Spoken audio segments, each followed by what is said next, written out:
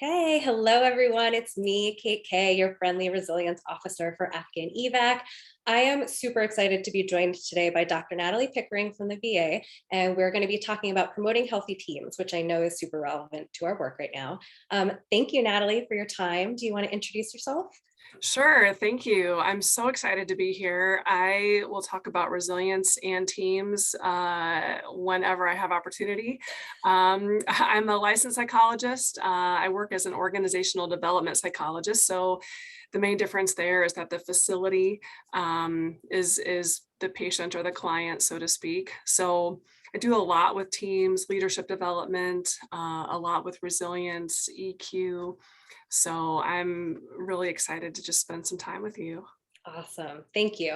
My first question, I'll dive right in. You talk about promoting healthy teams, I feel like that's kind of a new idea in the workplace. It's not something that I came across even when I first entered the professional field. So when you talk about promoting healthy teams, like what does that really look like and why is it important for us to focus on it? Mm. So I think the first step may be to talk about the difference between team and group. Um, Okay. and so teams, right, have a collective goal. They have shared leadership, and that may be one factor that has gained some traction in this work where we're moving away from this idea of leader at the top and then leaders underneath, leaders Hmm. underneath, leaders underneath. And the more contemporary leadership model is really a circle. And so we've got this shared leadership around decision making. Teams are also Interesting. very interdependent. So instead of like a work group where each person may have, their own task or product, a team, they're relying on each other. To get back to your question, I think the shift has come from realizing how high the return on investment, even in dollars and cents, really is when we have healthy, high functioning teams. Hmm. We see less turnover, we see more presenteeism, we see more engagement, people who want to be at work, people who are really committed to getting the job done together. So all of those things really add up for the organization. And I think senior leaders and executive leaders are realizing it does really it's worth investing in this healthy team idea. That's really interesting. I give so much credibility to the words that people use, and it never would have crossed my mind how important it is to classify something as a team. But now that you're saying it, it makes total sense. I'm like, yes, of course.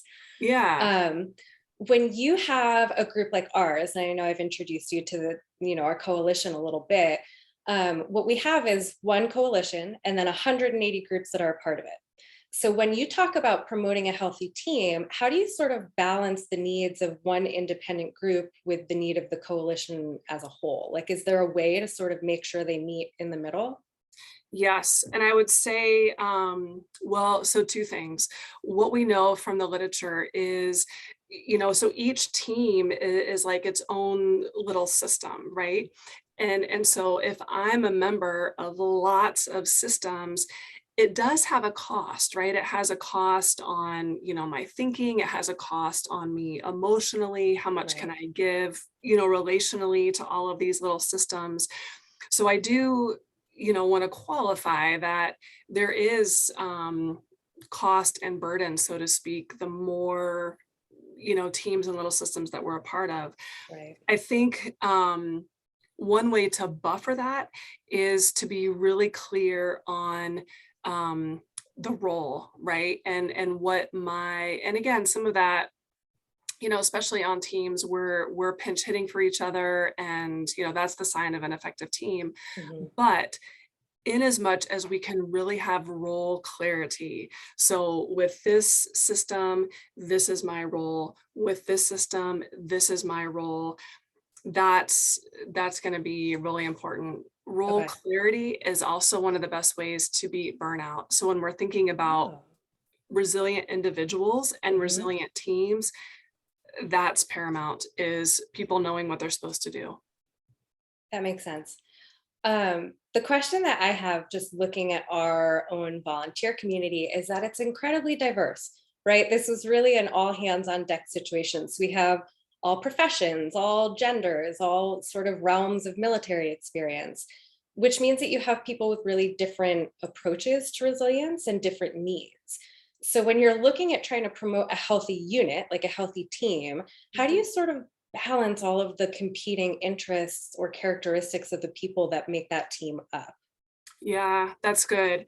And actually, we know that high levels of diversity can contribute to team effectiveness. Okay. There are, variables in personality that contribute to team effectiveness. Interestingly, uh, there's a personality. Some people are more autonomous and like productivity focused. If we've got a lot of those on a team, that's great. There actually comes this point though where you can have too much of that and it can backfire Mhm, a little bit, right? mhm. But I think for the most important thing when I'm working with teams is I have to know who's on my team. And central to that is going to be that person's values. So, values is a hot topic, used in lots of different spaces, but what what drives my teammate, what motivates my teammate, what Okay. prompted them to show up in this volunteer space is going to have a different, theirs is a different version than mine is a different Mm, version of his or hers or everyone else on my team. So if and sometimes it's a challenge to take the time to do that, right? People just want to jump in and yeah. get the work done.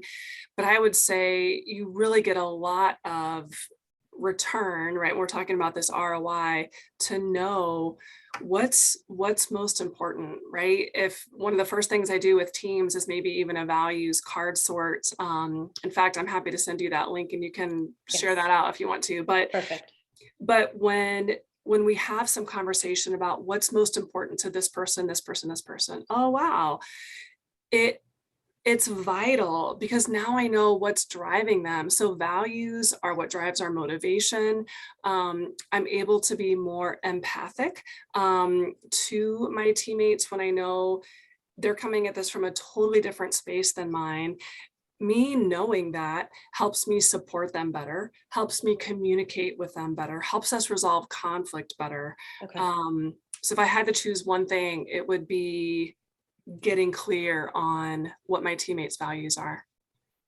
That makes sense, especially when you're trying to consider how it falls under the umbrella of all the different things we're trying to do, right? Because Yes. in this volunteer space, we have people who are engaging in all different sorts of pieces, right? The relocation and the resettlement and the resilience piece. And so if you stop to give them time to say, what is it that is motivating you here, then you can sort of see how that fits under the larger goal. That makes sense. Yeah, that's like your hub, right? Like Yeah. knowing those and there's our collective mission. I mean, obviously everyone on your team and this movement is aligned in mission, Mhm. but we do have personalized, individual, nuanced Yes. motivators that are bringing all of us to our work Yes. and I want to know what those are for my Yeah. teammates. We're seeing a lot of that. We're seeing people who are all connected to the same mission, like we want to be accomplishing the same things, but a lot of people coming up with different ways to do that. And I think that's when you see people really start to butt heads and have conflict, is because they're not able to step back and say, well, where is this coming from? It's not just that their idea is different. And I don't like that, but it's how can I sit down and sort of find that middle ground to get us what we want. Yes. And I think the longer this mission for us has gone on, the more you're seeing where people are having trouble latching on to the individual piece of it and how that plays into the larger objectives. Absolutely. Even, we were talking about the conflict piece. Mhm. So, for some personalities, it may be easier to normalize conflict, right? Right. So I've worked with teams, and they'll say, I was doing a workshop one time, and there was a newer team, and they said, "Oh, well, we don't have conflict on this team," Mm. thinking this was like gonna get them, an A+ for their Right, conference right. attendance. So we had to have the conversation. Actually, that's not so healthy. Right. And and that we normalize conflict. I love Brene Brown calls it rumbling, and Yes. normalizing the rumble. Yeah. And sure, there are certain personalities who, there's negative connotation with conflict, but I think, talking about things that lend to resilience and that Mhm. contribute to resilient teams, we are going to do this. So how we do that, right? And then to weave everything we've talked about together, those values even inform how this person is going to do conflict resolution well. And Right. so again, just to put, hooks and frames for everything we've talked about here, they all overlap. Yeah. I mean, I have to admit, I'm an attorney, and so conflict doesn't really scare me. To me, I'm like, oh, let's get into the middle of this and just figure out how to move on from there. And Yeah. I was shocked when I started this volunteer work to see that I was sort of the outlier in terms of that. Yes. And I have to give credit where it's due, because the leader of the coalition, his name is Sean. He's wonderful. And we are very different people who approach things very differently. And I've had lots of people come to me and say, like, how are you guys such good friends? Like, we see you guys having this conflict, but I think our relationship is so strong because we always see it through. So Mm, it doesn't matter if we're butting heads on something, like, he will always give me the time to say, well, this is where I'm coming from, and this is what I'm trying to accomplish here. And so I've never felt unheard. So yeah. even if he goes in a different direction as the leader of a coalition, I know that he is considering the things that I have said, and he has always given me time immediately. And I think that our relationship, like our professional relationship, is incredibly strong because of that. So Mhm. it makes me laugh when people come in and they say, we see you guys butting heads on these things. Like, how are you still doing this? And I'm like, because we can have Yeah. the follow through piece to it, which I Yeah. think is Well, important. I love that. So what I hear is, um you're looking at this from one another's perspective. Mhm. So you're able to not get hooked emotionally to your own agenda, but Right. you can get some distance. You can see it from his perspective. He can see it Mhm. from yours. That's critical. And you're coming to resolution. Right. So even if it is an agree to disagree, kind of issue, It happens. yeah, That's you're life. but you're coming to a resolution, because when we don't do that, right, all of Yeah. that emotional energy is just being carried and, is a waste. Right. So that's fabulous, Got to actually. give credit. It's good leadership. So let's get to the meaty part, because I know that people are going to be watching this and wondering, like, if you had a couple of really core tips, Yeah. like, these are some of the ways that you can promote a healthy team, knowing that a lot of our groups are just in that early stage of trying to figure out, like, what that team looks like and what resiliency can look like within it. Like, what would your tips be for them? Yeah, so I think the first one is starting with a team-centric approach, right? So Okay. again, some of this is personality dependent. Some people come to the team um, more tightly held to their individual agenda, more tightly held to their individual values, and very much wanting the team to rally around those. Right. So when I'm coming to a team, step one is I'm committing intentionally to holding multiple values, multiple vantage points. Okay. Um, I'm That's important, right? Even when we're talking about these teams that have lots of, and I'm sure you've got a lot of these on your teams because they're stepping into voluntarily Yes. contributing to Yeah. this mission, right? Yeah. So that can be a challenge. Well, we've got self-starters, autonomous people, self-sufficient. It can be a challenge to open the aperture, so to speak, of the collective mission. Um, I think related to that would be asking for help. Okay. We know in the literature that teams who have a culture of helping one another, Okay. their performance is improved, their productivity is improved. The other factor I would say, and I'm just thinking about the literature base, the research, is humility. So whether it's leader humility Yeah. or individual team member humility, we could go on and on for the outcomes of that. But if we have to distill, right, like what are our nuggets for today? That's what I want to leave, Okay. is team centric, willingness to ask for help, willingness to give help, and a good hearty dose of humility. Right. Okay, those are good starters. Um, the one thing that I've also noticed, I love my current supervisor at VA. He's wonderful. And I put some thought recently into what is it about his supervisory capacity that I respond so well to, because I've Mhm. been highly successful on his team because of his leadership. And I think a lot of it also came down to just responsiveness. So when I do a good job on my team, I am always told that. Like I always know when I am contributing to the overall mission. But I think I also this last year, had a family member who was sick, and I went to my boss. I said, I'm really struggling. And he was so quick to respond.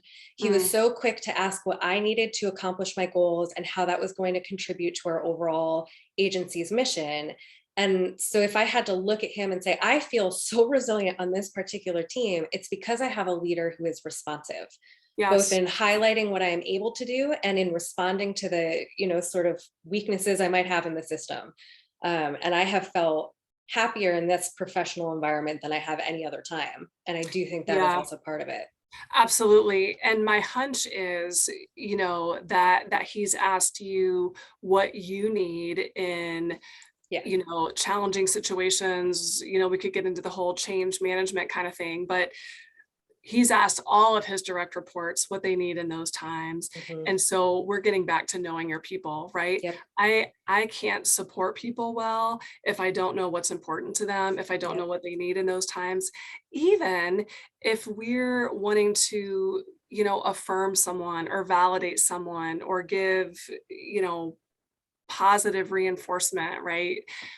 We have to know how someone wants to receive that, right? Not Yes. everybody wants to be marched up in front of the team and given a Right. public accolade. Some people just want the very private, email, hey, that was incredible what you did there, Yeah. or, just being, preferring that to be a little bit more discreet. So Yeah. yes, the responsiveness, being available to your people, but then that question that he asked you is gold. And Yeah. again, bringing it back, if we're talking about a team with shared leadership, we're all doing that, right? He's modeling. Yes, one person has to make the decisions, but he's modeling that for the whole team, right? So I'm going to Mhm. ask my colleagues, I'm going to ask my team members what I can do, in the crisis situation as your teammate, even if I'm not necessarily, in a formal leadership role. Yeah. That makes sense. Mhm. Um, I have a question that you might not know how to answer, but I'm curious to see. So in our particular volunteer community, there's a lot of stress going on to what's happening. And of course, we get to know each other very well. So it's not quite the same as you're in an office environment with a lot of structure and a lot of like natural boundaries. It's just a lot of people coming together in high stress situations. Yeah. There's a lot of blurring of the lines between here's what we're trying to focus on professionally, but also we're developing these really important friendships. So when you're talking about like promoting healthy teams and you know that we're in this high stress environment, that Mhm. doesn't have those set boundaries that like a workplace might, do you have any advice for people on how to balance that? Because these friendships do really matter, but sometimes that can lead to more conflict than you might expect. Yeah, absolutely. And even, when we think about introversion, extroversion, right? And some people who thrive on being together, whether we're doing work together or, just having a meal or reconnecting, we know there are some people who must have their solitude time and do their recharge, um, in order to be effective. So, and, not to bring it all back to the same thing, but I'm kind of bringing it back to the same thing That's is fair. I need to know that, right? Like, even if I prefer to be with my people all the time and I'm super energized by that, do I have a colleague who really needs recharge space, and what can I do to help him or her make sure that they get that, or Right. that I'm not taking it personally when they say, hey, you know what, I'm just gonna check out for a few minutes and, grab my me time. Um, Even, how people navigate stress Yep. everyone's threshold is different. Yes. How stress manifests is different. So, I'm even just thinking about emotionally, sometimes people, their irritability is actually a sign of their worry or their Yes. stress or their overwhelm. I do a training where we talk about empathy distress fatigue. It used to be called compassion fatigue, but we've moved Nice. to empathy distress fatigue. And then we've got, anxiety, and then Okay. we've got, overwhelm. There's all these things, that kind of just overlap. Yeah. Um, but our set points are different. And Yeah. so personality meets set point means, does each person know what they need in stress, right? Right. As a team, have we had that conversation? What's our team set point? So Mhm. there are individual set points. Um, how would this team know when we have met the limit? Okay. That's an important conversation. Okay. How will we know then as a team, what are we going to do about it? Right. So if we learned, we learned tons of lessons, coming through pandemic, but that was one of them. We can actually have a lot of preventive conversations. The organizations and businesses that thrived through pandemic versus those that shut down really centered on what had been invested on the front Mhm. end of these kinds of conversations. Mhm. I don't know if I'm answering your question, Kate, but that's I think so. I think it sounds like informed structure is something that can promote a healthy team. So, not necessarily like, oh, I'll go out with my team every so often to a really wild happy hour and let them vent, but sort of necessarily understanding like where they're coming from on a day-to-day basis and yeah. offering them those boundaries might be important. Um, The other piece to that is none of those conversations happen if we don't have a foundation of psychological safety. okay. So psychological safety, Google did this study years ago and they're trying to figure out like, what's our secret sauce, right? And they looked at resumes, they looked at team, like how they put teams together. And what they realized, like if you had to pick one thing, that was their secret sauce, it was psychological safety, Okay. which in a nutshell means, do people feel safe to Mhm. bring a difference of opinion? Do people feel safe to put, respectfully, their vote on the table or their disagreement on the table, right? Okay. If if that isn't there, we can't do any resilience building. We can't do any emotional intelligence growing. Nothing happens if that isn't core. Okay. So we Yeah. can't have these conversations around what's our team limit, what are we going to do about it if we're not starting from that foundation of psychological safety. Yeah. So people feel like they can even contribute to the conversation. Yeah. That makes, yeah, I get Yeah. that. A thing that I am running into is that we're really good at getting feedback from people. So, like, if we go out as the resilience team and we say, like, what's happening with you guys? What do you think you need right now?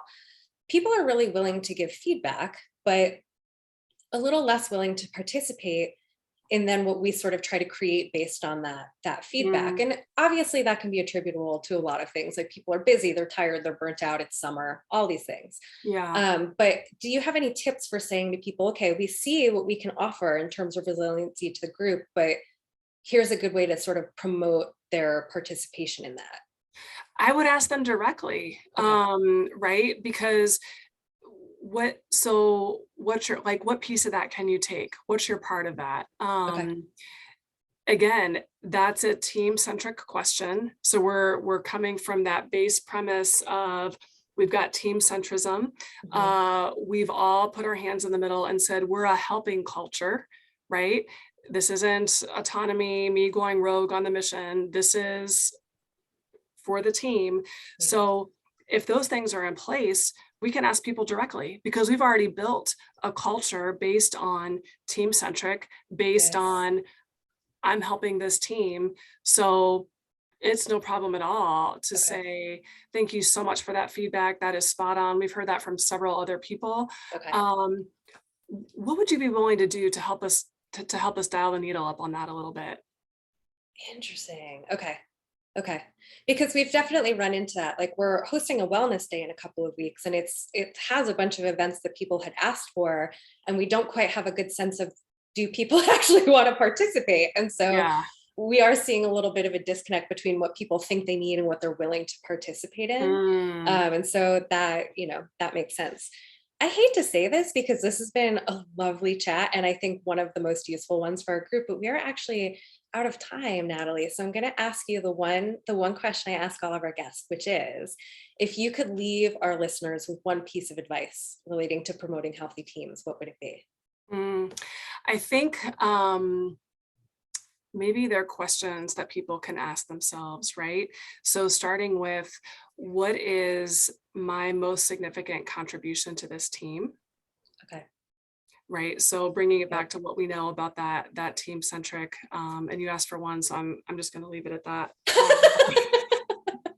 I what's my contribution to this team? Okay. I think that Because makes sense. inherent in the question is everything that we talked about. Yeah, you're right. That's a very elegant way to wrap things up. Uh, Natalie, thank you so much for your time. You're just here volunteering because you want to support our community. I really appreciate you. Thank So I'm you. going to go ahead, everybody, and I'm going to stop recording.